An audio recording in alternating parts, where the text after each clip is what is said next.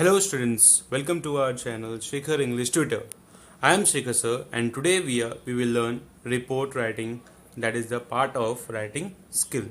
अगर अब तक आपने हमारे चैनल को सब्सक्राइब नहीं किया है तो सब्सक्राइब कर ले और बेल आइकन पर प्रेस कर दे ताकि आपको हमारे आने वाले वीडियोस के नोटिफिकेशन मिलते रहे।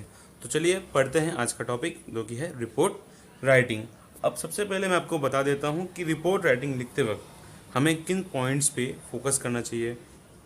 और आपको पता है बच्चों, रिपोर्ट जो है हम क्यों लिखते हैं। कोई भी इवेंट होता है, कोई भी घटना होती है, जैसे कि कोई हमारा स्कूल का एनुअल फंक्शन हुआ, एक साइंस एग्जीबिशन हुआ, इन सब चीज़ों के बारे में कि उस दिन क्या हुआ, क्या क्या एक्टिविटीज़ हुई, उनके बारे में जो हम लिखते हैं वो उसको बोलते हैं रिपोर्ट राइटिंग। तो आइए देखते हैं रिपोर्ट राइटिंग्स के लिए क्या क्या बातें जो है वो ध्यान में रखनी चाहिए। तो रिपोर्ट राइटिंग को लिखने से पहले आपको मैं बता देता हूँ कि कुछ ऐसे पॉइंट्स हैं जिसे आपको ध्यान में रखकर अगर आप लिखेंगे तो कोई भी रिपोर्ट राइटिंग आप आसानी से लिख सकते हैं। तो देखिए, सबसे पहला पॉइंट है, मैं पहले आपको इसका फर्स्ट पॉइंट इंग्लिश में रीड करता हूँ और उसको फिर मैं आपको समझाऊंगा उसको हिंदी में। तो पहला रिपोर्ट का पॉइंट है, a report should be brief of about 20 lines and precise. इसका मतलब क्या होता है बच्चों, देखिए रिपोर्ट हमेशा थोड़ा ब्रीफ होना चाहिए, मतलब लगभग 15 से 20 लाइन तक का होनी चाहिए और एकदम सही होनी चाहिए। जो भी आप लिखना चाहते हो वो प्रॉपरली उसमें वो जो है मेंशन होना चाहिए। दूसरा पॉइंट है, only essential facts should be included. मतलब क्या कि जो भी महत्वपूर्ण चीज़ें हैं, जानकारी है, वही सिर्फ उस रिपोर्ट में जो है वो शामिल होनी चाहिए।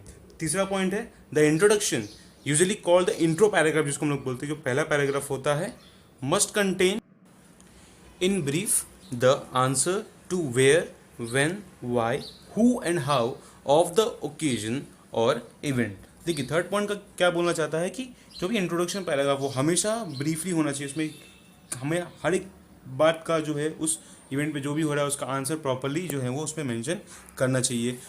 इवेंट कब हुआ, क्यों हुआ और किसके लिए हुआ, इन सब का जो है इंट्रोडक्शन हमें उसमें मेंशन करना चाहिए रिपोर्ट राइटिंग में। आगे देखते हैं फोर्थ पॉइंट की तरफ। फोर्थ पॉइंट है आपका, very often the passive voice is used. मतलब क्या कि रिपोर्ट राइटिंग लिखते वक्त जो सेंटेंस होना चाहिए वो पैसिव वॉइस में आप हो सके तो ज़्यादा से ज़्यादा यूज़ करिए, ताकि वो क्या होगा, अब बताने के लिए रिपोर्ट को और भी अच्छा होगा। ठीक है, रिपोर्ट लिखते समय पैसिव वॉइस का यूज़ अधिक से अधिक आपको क्या करना चाहिए, करना चाहिए। अब आपको एग्जाम्पल देता हूँ एक दो लाइन्स में आपको, ताकि आपको अच्छे से समझ में आएगा कि कैसे पैसिव वॉइस यूज़ करते हैं रिपोर्ट राइटिंग में।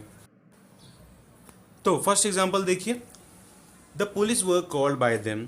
और दूसरा एग्जाम्पल है, a survey of families in slum areas was conducted by government. तो इस टाइप के अगर पैराग्राफ आप यूज़ करते हैं तो इसमें देखिए पैसिव वॉइस यूज़ किया हुआ है, तो ये पॉइंट जो है आपको इजीली क्या होगा, अंडरस्टैंड होगा जब आप रिपोर्ट लिखोगे तब। फिफ्थ पॉइंट है आपका, the date line should be given at the time beginning of the first line. अब फर्स्ट लाइन में ही क्या बोला कि जिस टाइम पे वो पर्टिकुलर घटना हुई है उसकी तारीख वह प्रॉपर होनी चाहिए। अब देखिए तारीख जो है वो आप ध्यान रखिए कि कभी भी कोई भी घटना होती है उसके बाद उसका रिपोर्ट लिखते हैं तो उसके अगले दिन की डेट जो है उसमें मेंशन होनी चाहिए, या ये बात बहुत ही मायने रखता है रिपोर्ट राइटिंग लिखते वक्त। और दूसरी बात है, कभी भी रिपोर्ट राइटिंग आप जब लिखते हैं तो प्रॉपरली आप ये याद रखिए कि हमेशा उसको पास्ट टेंस में ही रिपोर्ट राइटिंग लिखिए। ये बहुत ही इंपॉर्टेंट चीज़ है रिपोर्ट राइटिंग के बारे में। 6 पॉइंट देखिए, नेम और डेजिग्नेशन ऑफ इम्पॉर्टेंट ऑफिशियल्स और guests involve should be mention. यहाँ पे इसका मतलब है कि इवेंट में जितने भी इंपॉर्टेंट वीआईपी गेस्ट रहते हैं उनके नाम और उनके जो पोस्ट रहते हैं वो रिपोर्ट में मेंशन करना बहुत ही इंपॉर्टेंट होता है।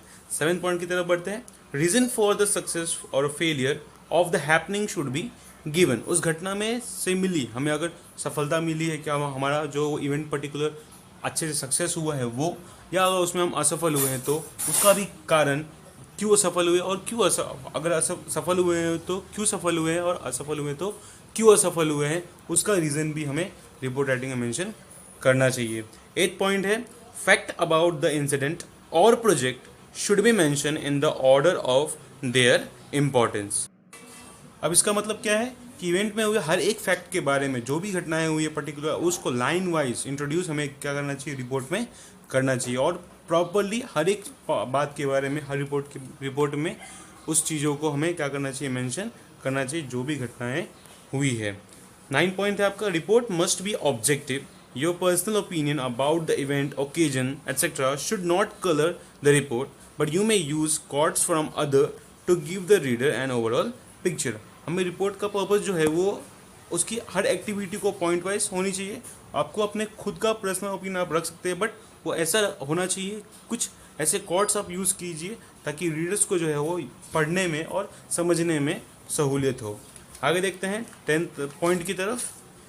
The headline of a report must be a catchy, it should give the gist of the report in a minimum possible words. Report का जो टाइटल होना चाहिए वो बहुत ही अट्रैक्टिव होना चाहिए और कम शब्दों में होना चाहिए ताकि इजीली रिपोर्ट टाइटल पढ़ते ही पता लग सके कि रिपोर्ट किसके बारे में है।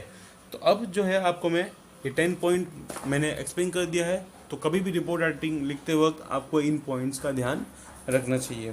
तो चलिए अब एक काम करते हैं कि रिपोर्ट के पॉइंट्स आपको मैंने बता दिए हैं, अब लिखेंगे कैसे सर?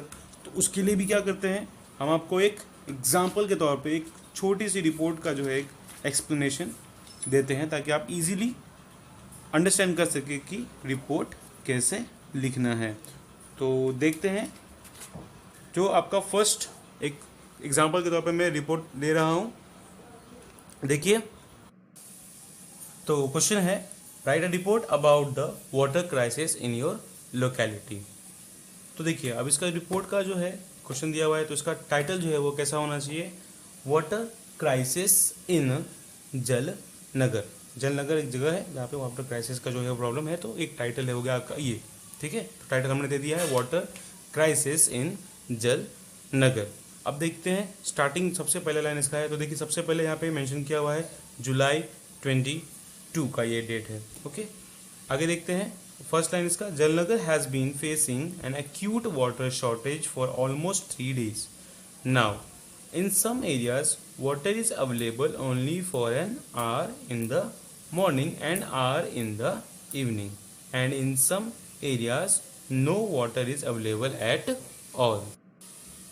अब इन लाइन का मतलब समझते हैं कि जलनगर जो है वहाँ पे जो है एक्यूट वाटर, जो वाटर की जो है बहुत सी कमी जो है कुछ लोग 3 दिनों से वहाँ के लोग जो है वो फेस कर रहे हैं। कुछ एरियाज़ में पानी आ रहा है, एक 1 आवर तक आ रहा है मॉर्निंग में, तो कभी 1 आवर इवनिंग में, और कहीं कहीं एरियाज़ में जो है वो पानी आ ही नहीं रहा है। अब आगे देखते हैं, नेक्स्ट लाइन की तरफ बढ़ते हैं। People have to fetch water from wells or have to depend on a water tankers.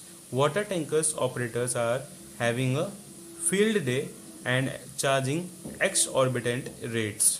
अब इसका मतलब क्या है कि पीपल को जो लोगों है वहाँ पे, जो वहाँ के लोग हैं उनको जो है वाटर कहाँ से लाना पड़ रहा है, कुओं में से लेकर लाना पड़ रहा है, और उनको या तो फिर उनको डिपेंड रहना पड़ रहा है वाटर टैंकर्स पे, और वो वाटर टैंकर्स के जो लोग हैं वो भी जो है क्या कर रहे हैं, ज़्यादा चार्ज जो है वो मनमाना चार्ज जो है वो वाटर के लिए ले रहे हैं। नेक्स्ट लाइन देखिए, it is not an uncommon sight to see people lining up in queues near public water taps और near wells with a bucket in their hands.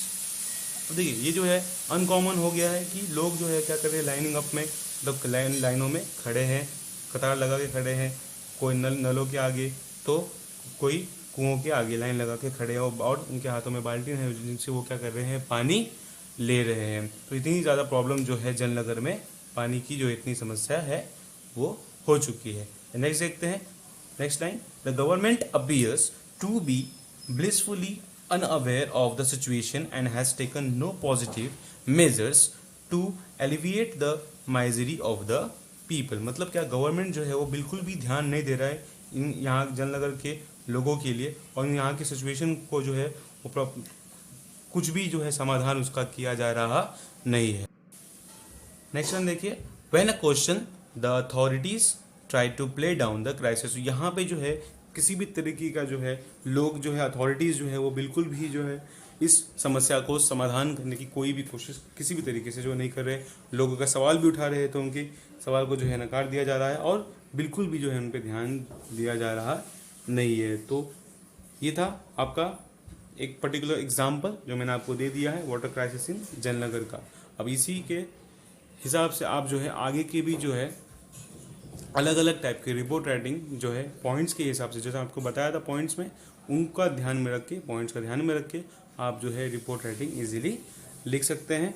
और किसी भी तरह की रिपोर्ट राइटिंग लिखते वक्त ध्यान रखिएगा कि हर एक रिपोर्ट राइटिंग को आप कभी भी लिख रहे हो तो पास्ट टेंस में ही लिखने की कोशिश कीजिएगा, क्योंकि वो बहुत ही इम्पोर्टेंट पॉइंट होता है, याद रखिएगा। ओके, आई होप आज का लेक्चर आपको समझ में आ गया होगा, और अगर ना समझ में आए तो आपको कोई भी अगर डाउट्स हो या कुछ भी हो तो वीडियोस को एक बार वापस से रिपीट करके देखेंगे तो और अच्छे तरीके से समझेगा। और फिर भी अगर किसी लाइन में या किसी पॉइंट्स जो मैंने आपको बताया थे 10 पॉइंट्स, उसमें किसी पॉइंट्स में अगर आपको डाउट है तो आप हमें कमेंट सेक्शन में बता सकते हैं, उसको हम एक्सप्लेन करने की कोशिश करेंगे। धन्यवाद, थैंक यू फॉर वॉचिंग।